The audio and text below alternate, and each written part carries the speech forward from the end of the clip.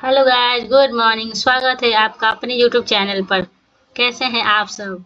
आशा करती हूँ आप लोग इन्वेस्टमेंट की तरफ पहला कदम बढ़ा रहे होंगे। इसी का मिलता जुलता आज नया टॉपिक शुरू करते हैं। How to achieve financial freedom. वित्तीय स्वतंत्रता कैसे प्राप्त करें? सब लोग बोलते हैं पैसा भगवान नहीं है, लेकिन मैं बोलती हूँ भगवान की पत्नी तो है, माँ लक्ष्मी। तो चलिए इस टॉपिक पर चर्चा करते हैं। क्या आप चाहते हैं कि आप पैसे की चिंता किए बिना ज़िंदगी जी सकें? क्या आप चाहते हैं कि आप अपनी मर्जी से काम करें, न कि मजदूरी से? अगर हाँ, तो आपको वित्तीय स्वतंत्रता की ओर पहला कदम बढ़ाने की ज़रूरत है। वित्तीय स्वतंत्रता का अर्थ है ऐसी आर्थिक स्थिति जिसमें आपकी निवेश में आपन आने वाली आय यानी पैसिव इनकम आपकी ज़रूरतों और जीवन शैली को पूरा करने के लिए पर्याप्त हो और आपको पैसे के लिए काम ना करना पड़े। चलिए समझते हैं एक्टिव इनकम और पैसिव इनकम।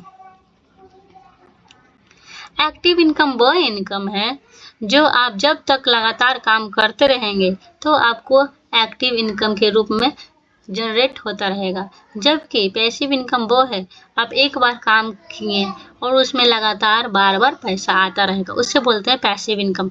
जैसे कि सैलरी के रूप में जैसे कि सैलरी के रूप में जैसे कि कोई व्यक्ति अगर कोई नौकरी पेशा करता है, जब तक वो नौकरी पर जाता है तब तक उसको सैलरी मिलती रहती। किसी कारण बस अगर बीमार पड़ जाता है तो उस दिन की सैलरी नहीं मिलती है। दूसरा है फ्रीलांसिंग। फ्रीलांसिंग वो है जिसमें आप किसी को पोस्ट, आर्टिकल्स या ब्लॉग लिख कर देते हैं। जब तक आप किसी को लिख कर देते रहेंगे तब तक आपको एक्टिव इनकम के रूप में जनरेट होता रहेगा। अगर आप किसी को नहीं लिख कर देते हैं आर्टिकल या ब्लॉग या कुछ भी, तो आपको पैसा जनरेट नहीं होगा। Over time. आज के युग में बहुत से लोग ओवर टाइम करते हैं ताकि कुछ बचा सके। क्लाइंट से फी लेना। अगर किसी का क्लाइंट है जैसे कि ब्रोकर, लैंड ब्रोकर है, तो उसके थ्रू भी फ्री फी लिया जाता है। जब तक आप एक्टिव रहेंगे, जब तक आप काम करते रहेंगे, जब तक आपको इनकम के रूप में मिलता रहेगा। पैसिव इनकम क्या है? Rental income. जिस तरह से आप अगर घर लेते हैं और घर में अगर कोई रेंट लगा देते हैं तो वह एक रेंटल के रूप में हमेशा आता ही रहेगा। डिविडेंड।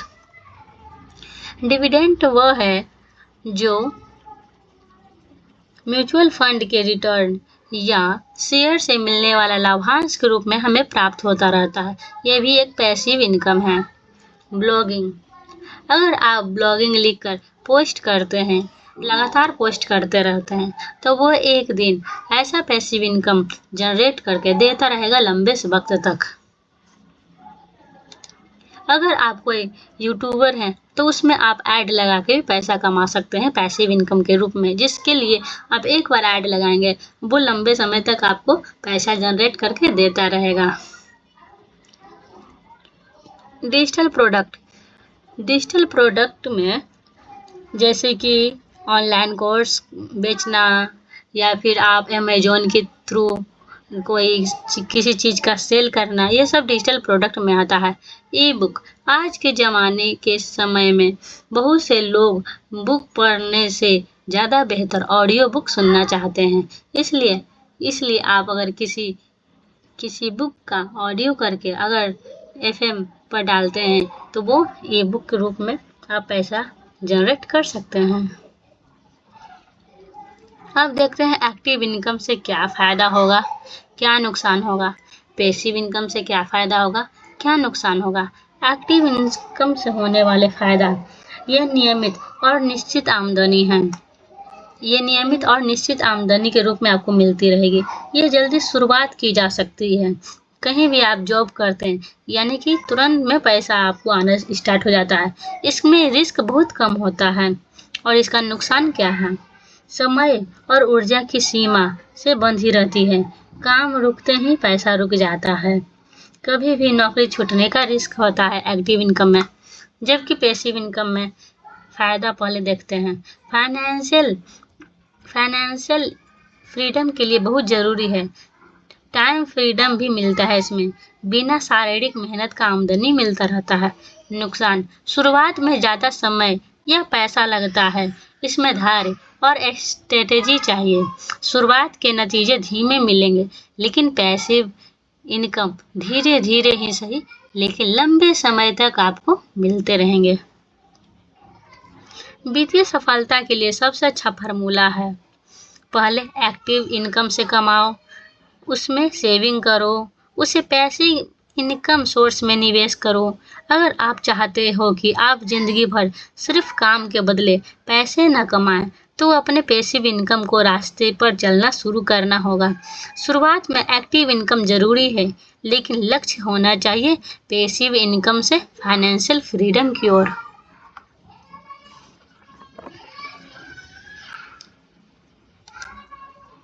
फाइनेंशियल फ्रीडम क्या है? वाह यार, फाइनेंशियल फ्रीडम, वित्तीय स्वतंत्रता क्यों जरूरत है आदमी को? आर्थिक आज़ादी सिर्फ अमीर बनने की बात नहीं, बल्कि आपका समय, पसंदीदा काम और मानसिक शांति भी शामिल है। वह स्थिति जब आपके पास इतने संसाधन और आय के स्रोत हों, तो आपको अपनी ज़रूरत को पूरा करने के लिए किसी पर निर्भर न रहना पड़े। ये केवल अमीर बनने की बात नहीं है, बल्कि यह तो एक ऐसा जीवन जीने की क्षमता है जहां आपको फैसले पैसों के कमी से बाधित ना होना पड़े। लाइफ में अलग अलग लक्ष्य होना चाहिए। हर व्यक्ति के जीवन में कुछ व्यक्तिगत और व्यावहारिक लक्ष्य होते हैं, जो समय और परिस्थिति के अनुसार बदलते रहते हैं। इन लक्ष्यों को पहचानना और उसके लिए योजना बनाना वित्तीय स्वतंत्रता की दिशा में पहला कदम साबित हो सकता है। जैसे 3 से 6 माह के खर्च का इमरजेंसी फंड बनाना। ज़्यादातर लोग जीवन में एक अपना घर या प्लॉट या फ्लैट लेना पसंद करते हैं। आज की शिक्षा बहुत महंगी है। स्कूल, कॉलेज, कोचिंग या विदेश पढ़ाई के लिए बड़ी रकम की ज़रूरत होती है। उसके लिए SIP या एजुकेशन फंड विकल्प से ले सकते हैं। पहले से तैयार करना समझदारी की काम होगा। कोई 45 वर्ष की उम्र में रिटायर होना चाहता है, तो कोई पूरी जिंदगी सिर्फ पैसों के लिए काम नहीं करना चाहता। फाइनेंशियल फ्रीडम के लिए पैसिव इनकम और निवेश की योजना बहुत जरूरी है। Why a financial strategy is important? वित्तीय रणनीतियों क्यों जरूरी है? वित्तीय रणनीतियाँ का अर्थ है अपने पैसे की योजना बनाकर उनका सही दिशा में उपयोग करना।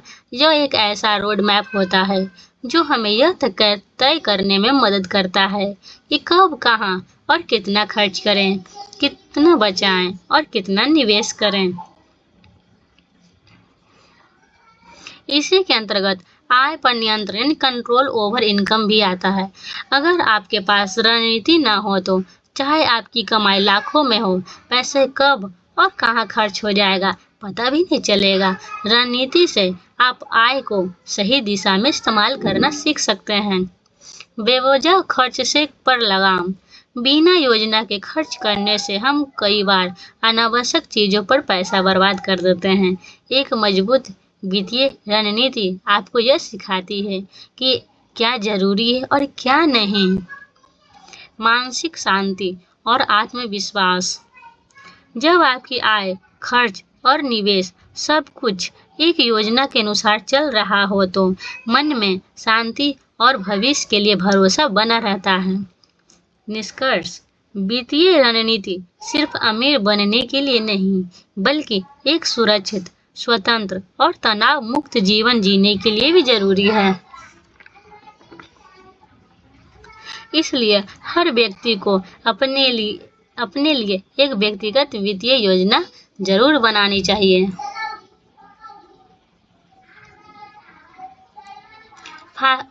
Psychology and mindset are success, मनोविज्ञान और मानसिकता सफलता की ओर।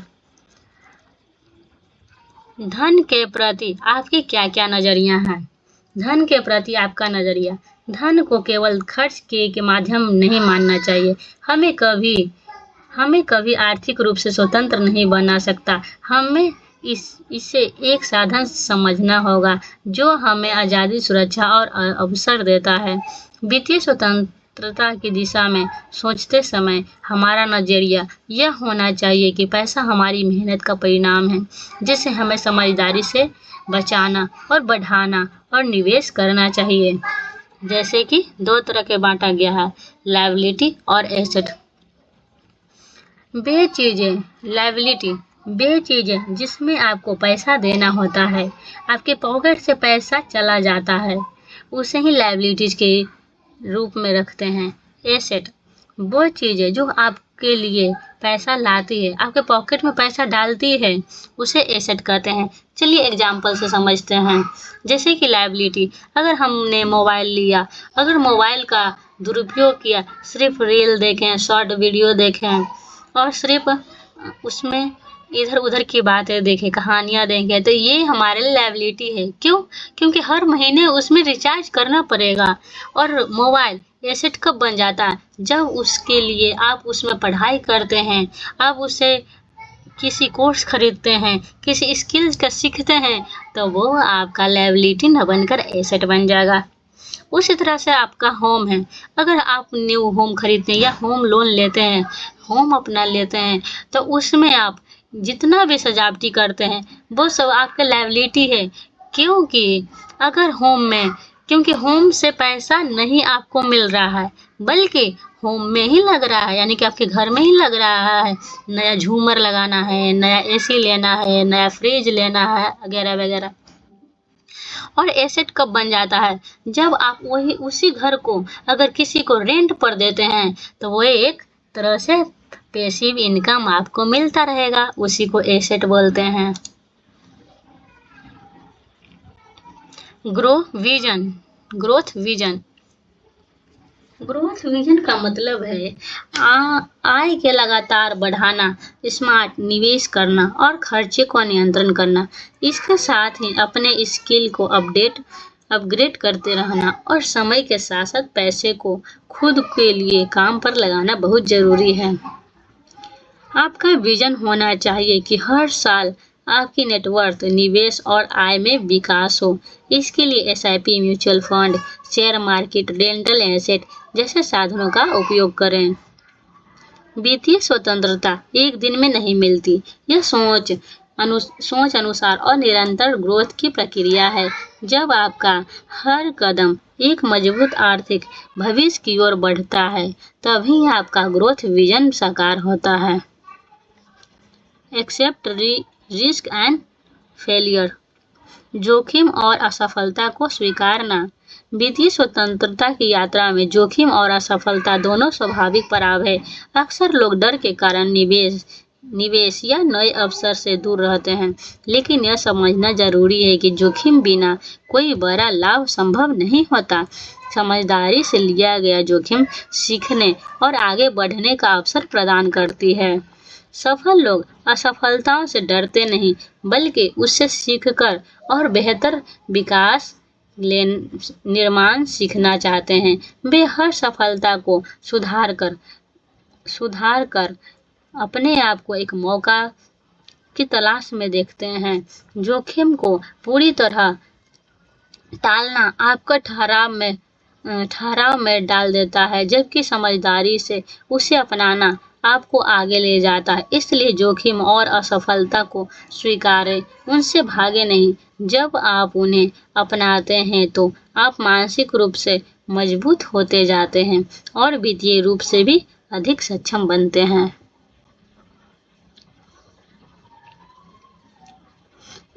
इनकम एंड एक्सपेंस ट्रैकिंग, आय और व्यय का लेखा जोखा। बाय नीड ट्रैकिंग क्यों जरूरी है? अगर आप वित्तीय स्वतंत्रता पाना चाहते हैं तो सबसे पहला और महत्वपूर्ण कदम है अपनी आमदनी और खर्चों को ट्रैक करना। अक्सर लोग महीने के अंत में यह नहीं समझ पाते हैं कि पैसा कहाँ से आया, कहाँ चला गया। इसका कारण यह है कि बिना ट्रैक किए खर्च करना। जब आप अपनी आमदनी और खर्च को नोट करते हैं तो आपको यह स्पष्ट हो जाता है कि पैसा कहाँ जरूरत से ज़्यादा खर्च हो रहा है और कहाँ बचत की जा सकती है। मेक ए बजट, 50%, 30%, 20% रूल अपनाएं। जैसे कि 50% ज़रूरत पर, जैसे कि बिजली बिल, किराया, कपड़े, etc. इसमें अपनी ज़रूरत के सामान ले सकते हैं। 30% अपनी इच्छाओं पर, जैसे घूमना फिरना, होटल में खाना पीना करना, ये सब 30% में आप रख सकते हैं। अब 20% क्या है? सेविंग और कर्ज की वापसी। अगर 20% आप सेव करते हैं तो ताकि सही समय आने पर उसको इन्वेस्ट किया जा सके।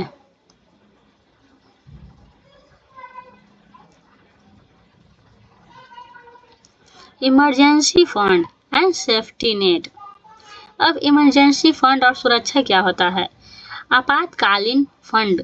इमरजेंसी फंड का मतलब है एक ऐसी रकम जो आप किसी अप्रत्याशित स्थिति में इस्तेमाल कर सकें, जैसे कि नौकरी छूटना, बीमारी, दुर्घटना या कोई बड़ा खर्च आज अचानक सामने आना। यह फंड आपकी वित्तीय सुरक्षा को भी नींव होता है। जब हमारे पास इमरजेंसी फंड नहीं होता तो किसी मुश्किल समय में हमें कर्ज लेना पड़ता है या निवेश तोड़ना पड़ता है। इससे हमारी आर्थिक स्थिति डगमगा सकती है। लेकिन अगर आपके पास 3 से 6 महीने के खर्च के लिए बराबर इमरजेंसी फंड है तो आप बिना तनाव के उस समय का सामना कर सकते हैं। इमरजेंसी फंड को हमेशा लिक्विड में रखें, यानी कि कैश के रूप में रखें, यानी कि या बैंक में रख सकते हैं। यह वित्तीय स्वतंत्रता की दिशा में एक मजबूत ढाल की तरह काम करता है।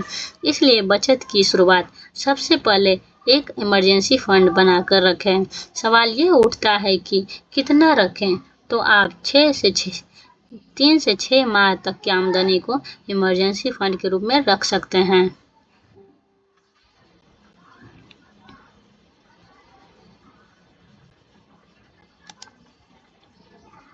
अब आते हैं बैड डेब्ट को हटाएं। खराब कर्ज को कैसे हटाएं?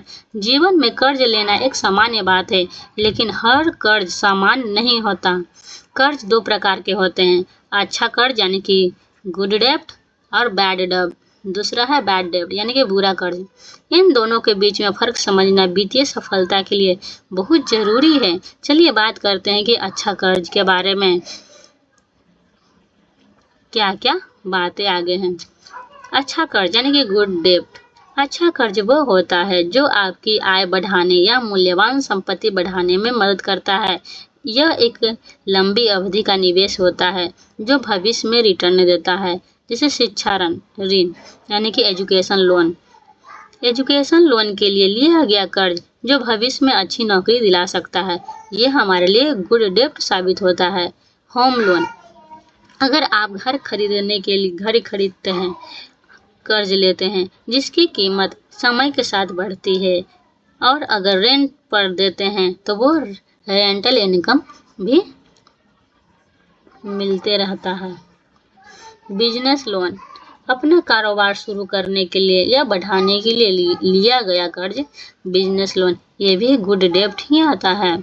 अब बुरा कर्ज क्या होता है, यानी कि बैड डेब्ट। बुरा कर्ज वो होता है जो सिर्फ अपनी खपत की आदतों को पूरा करने के लिए लिया जाता है और इसकी कोई अस्थायी मूल्य नहीं होती है। यह आपको समय पर बोझ डालता है। उस अक्सर ऊंचे ब्याज दरों के साथ आता है, जैसे क्रेडिट कार्ड का अनावश्यक उपयोग, महंगी गाड़ियों या गैजेट्स के लिए लिया गया लोन, लाइफस्टाइल खर्चों के लिए लोन। निष्कर्ष क्या समझते हैं?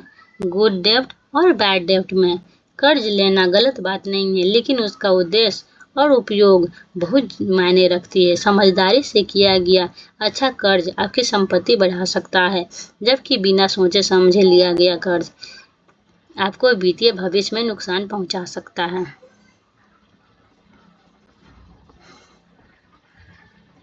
How to start investment. निवेश की शुरुआत करना एक समझदारी भरा निर्णय है, लेकिन सही दिशा और जानकारी के बिना यह चुनौतीपूर्ण भी हो सकता है। वित्तीय लक्ष्यों को तय करें। सबसे पहले अपने निवेश को उद्देश्य तय करें।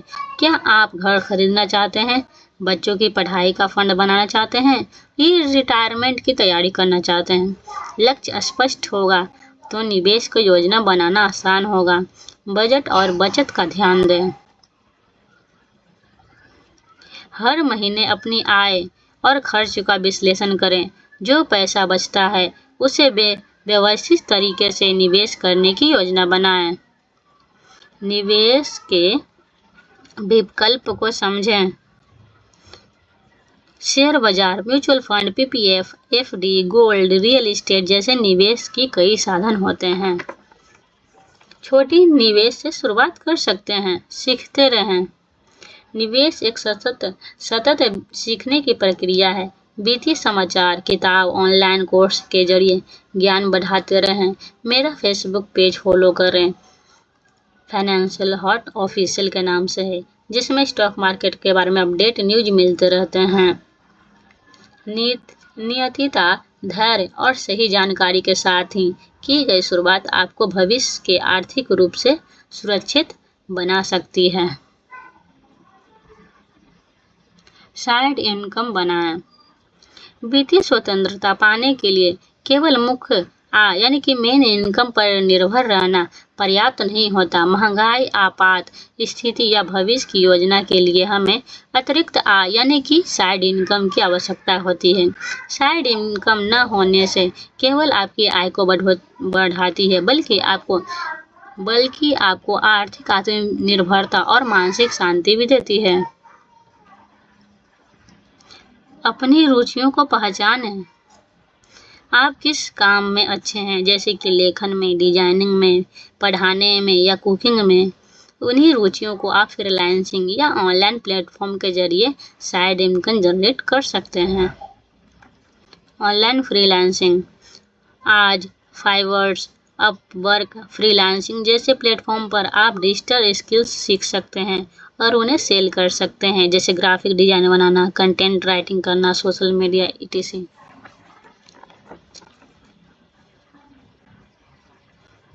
एफिलिएट मार्केट, अपने सोशल मीडिया या ब्लॉग के जरिए अन्य कंपनियों का प्रोडक्ट प्रमोट करें और कमीशन कमाएं। यूट्यूब या ब्लॉगिंग, अगर आप किसी विषय में अच्छे से जानकारी रखते हैं तो यूट्यूब पर चैनल या ब्लॉग शुरू करके उसका ऐड करके या ब्रांड प्रमोशन से भी कमा सकते हैं। निष्कर्ष, साइड इनकम आपके आर्थिक भविष्य को सुरक्षित बनाती है। यह छोटे प्रयास से शुरू होकर बड़ी उपलब्धि बन सकती है। बस आपको लगातार सीखते रहना है और आगे बढ़ते रहना होगा। वित्तीय स्वतंत्रता की दिशा में यह एक महत्वपूर्ण कदम है। इन्वेस्टिंग इन सेल्फ, खुद पर निवेश। वित्तीय स्वतंत्रता प्राप्त करने की शुरुआत खुद पर निवेश से होती है। जब आप अपने ज्ञान, कौशल और सोच में सुधार करते हैं तो आप बेहतर निर्णय लेने के सक्षम होते हैं। यही निर्णय आपकी आर्थिक यात्रा में सफल बनाते हैं। खुद पर निवेश का मतलब है अपने समय उपयोग करें। आप नई स्किल सीखना, किताब पढ़ना, कोर्स करना, अपने हॉबी को निखारना। इसमें आपकी कमाई की क्षमता बढ़ती है और आप भविष्य के बेहतर अवसरों का लाभ उठा सकते हैं। Long term investment and safety, वित्तीय स्वतंत्रता प्राप्त करने के लिए दीर्घकालीन रणनीति और मजबूत सुरक्षा प्रणाली अनिवार्य है। दीर्घकालीन रणनीति का अर्थ है अपने वित्तीय लक्ष्य को स्पष्ट रूप से तय करना और उनके अनुसार लगातार निवेश करते रहना।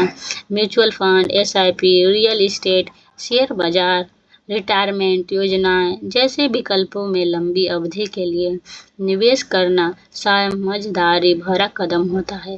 कंपाउंडिंग का लाभ समय के साथ तेजी से बढ़ता है, इसलिए निवेश की शुरुआत जितना जल्दी हो सके उतना बेहतर है। साथ ही वित्तीय सुरक्षा की बेहद जरूरी है। इसके लिए सबसे पहले इमरजेंसी फंड बनाएं, जिसमें आप कम से कम 6 माह के खर्च जितनी राशि रखें। इसके अलावा जीवन और स्वास्थ्य बीमा लें ताकि किसी भी आकस्मिक संकट में आपकी वित्तीय स्थिति प्रभावित न हो। अनावश्यक कर्ज से बचें और अपने खर्च का नियंत्रण करें।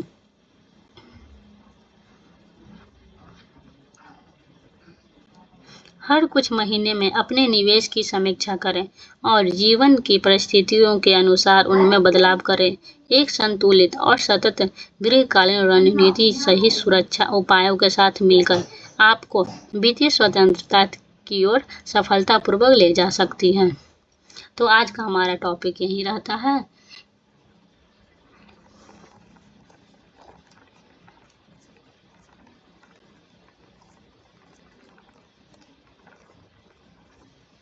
फाइनेंशियल फ्रीडम का। अगर हमारा टॉपिक पसंद आए तो लाइक करें, शेयर करें, सब्सक्राइब करें। Thanks for watching.